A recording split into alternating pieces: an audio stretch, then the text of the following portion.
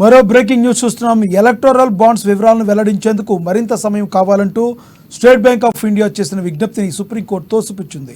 గడువు పెంచేది లేదని తేల్చి చెప్పిన కోర్టు రేపటిలోగా వివరాలు వెల్లడించాల్సిందేనని స్పష్టం చేసింది. ఈ మేరకు ఎస్బీఐ దాఖలు చేసిన పిటిషన్ను ఇవాళ విచారించిన అత్యున్నత న్యాయస్థానం ఎలక్టోరల్ బాండ్స్ వివరాలను వెంటనే ఎన్నికల కమిషన్కు అందజేయాలని ఆదేశించింది.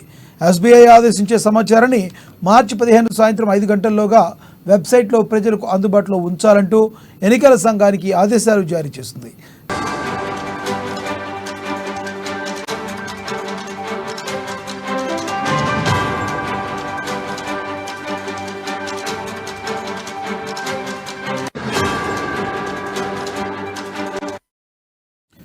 ఎలక్టోరల్ బాండ్స్ వివరాలను వెల్లడించేందుకు మరింత సమయం కావాలంటూ స్టేట్ బ్యాంక్ ఆఫ్ ఇండియా చేసిన విజ్ఞప్తిని సుప్రీంకోర్టు తోసిపుచ్చింది.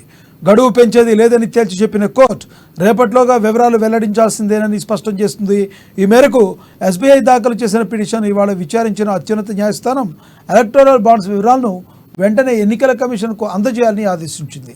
ఎస్బీఐ అందించే సమాచారాన్ని మార్చి 15 సాయంత్రం 5 గంటల్లోగా వెబ్సైట్లో ప్రజలకు అందుబాటులో ఉంచాలంటూ ఎన్నికల సంఘానికి ఆదేశాలు జారీ చేస్తుంది. రాజకీయ పార్టీలు అందుకునే విరాళాలలో పారదర్శకత కోసమంటూ కేంద్ర ప్రభుత్వం తీసుకొచ్చిన ఎలక్టోరల్ బాండ్స్ను గత నెల 15న అత్యున్నత న్యాయస్థానం రద్దు చేసింది.